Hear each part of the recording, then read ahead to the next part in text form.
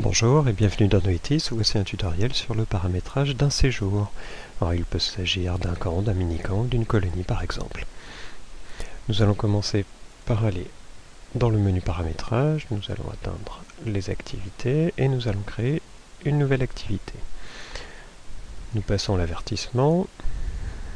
Alors dans cet exemple, nous allons par exemple créer un séjour équitation. On va définir son nom, un petit nom abrégé également de quelques lettres. On va définir le responsable de séjour.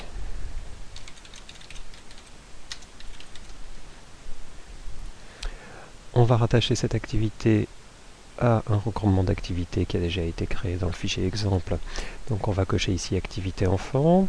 Étant donné que c'est une activité limitée dans le temps, contrairement par exemple à une activité de centre de loisirs, nous allons créer ici les dates de début et de fin du séjour.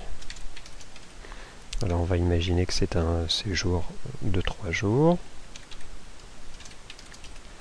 Et nous allons lui attribuer le public enfant. On va passer à la suite. Ici, nous allons sélectionner l'agrément unique. Vous allez pouvoir saisir votre numéro d'habilitation jeunesse et sport. Alors Noetis vous impose la création d'un groupe. Alors vous pouvez définir par exemple les 3-4 ans, les 4-5 ans, ou alors vous pouvez définir un simple groupe unique s'il n'y a aucune distinction dans votre groupe. Ensuite, sur la page suivante, vous allez pouvoir indiquer à Noetis quelles sont les pièces à fournir ou les informations à renseigner obligatoirement. Je vais vite passer sur cette partie pour arriver au plus intéressant, c'est-à-dire ici la création des unités. Alors nous allons commencer par créer une unité de consommation que nous allons appeler journée camp tout simplement, avec comme abrégé JC. Nous allons conserver le type d'unité réglé sur unitaire et nous allons tout simplement passer. Ensuite, nous allons créer une unité de remplissage que nous allons pouvoir appeler exactement de la même façon que l'unité de consommation que nous venons de créer. Et la subtilité, c'est que nous allons lui associer ici l'unité de consommation journée camp que nous venons de créer juste avant. Voilà, donc le fait de renseigner une unité de remplissage nous permettra de suivre l'évolution des inscriptions pour cette activité-là. Nous allons passer à la suite. Alors je vais aller directement ici sur juillet 2012 pour signaler quels sont exactement les jours d'ouverture pour ce séjour. Donc je vais cocher les 9, 10 et 11 juillet et je vais définir ici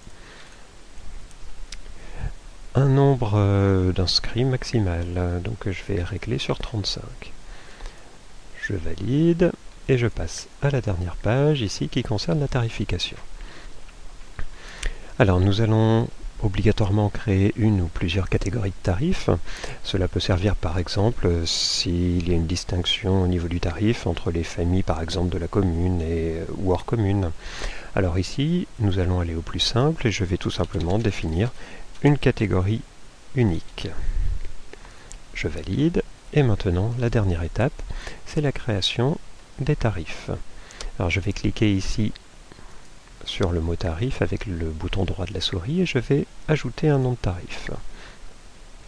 Alors ce nom, c'est le label du séjour qui apparaîtra par exemple sur la facture ou sur une attestation de présence. Alors en général, je donne un intitulé qui ressemble à ceci. Et maintenant je vais sur mon intitulé, je fais un clic droit et je vais faire ajouter un paramétrage pour ce tarif. Alors date de validité, je vais mettre par exemple à partir du début de l'année, voilà, peu importe sur la date, pourvu que ce soit avant bien sûr la date de début de séjour. Je vais rattacher ma catégorie unique en la cochant. Groupe rattaché, je vais les laisser, ça sera forcément tous les groupes. Et ensuite, la subtilité ici, c'est que dans type de tarif, je vais aller sélectionner forfait daté. Maintenant, je vais associer les dates et unités à inclure dans ce forfait. Alors ici, il y a donc pour rappel le 9 juillet. Je vais rajouter la journée quand. Il y a également le 10 juillet, j'associe la journée quand. Et le 11 juillet, date pour laquelle j'ajoute également cette journée quand. Donc nous avons ici les 3 consommations donc de journée quand qui vont être obligatoirement saisies par Noetis lors d'une inscription à cette activité sur les 9, 10 et 11 juillet. Et il est très important maintenant de cocher ici saisir automatiquement ce forfait à l'inscription et suppression uniquement possible lors d'une désinscription. Et nous allons terminer enfin par définir la méthode de calcul du tarif.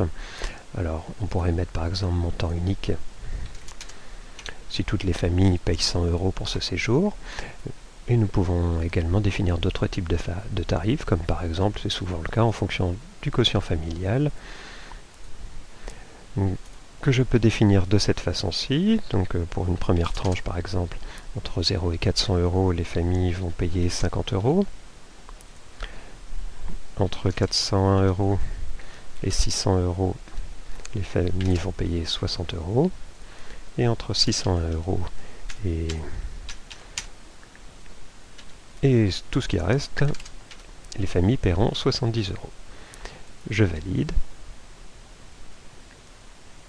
Mon paramétrage de tarif apparaît bien et je valide encore. On peut noter ici que mon séjour apparaît correctement. Maintenant, pour inscrire un enfant à ce séjour, c'est extrêmement simple. Il suffit d'aller sur une fiche famille, sur une fiche enfant, d'aller sur l'onglet activité, et je vais inscrire l'enfant au camp équitation. Donc groupe unique et catégorie unique sont sélectionnés automatiquement. Je fais OK. Et l'inscription apparaît bien ici.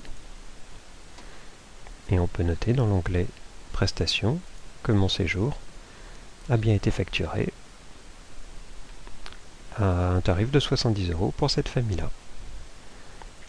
Si nous allons sur les consommations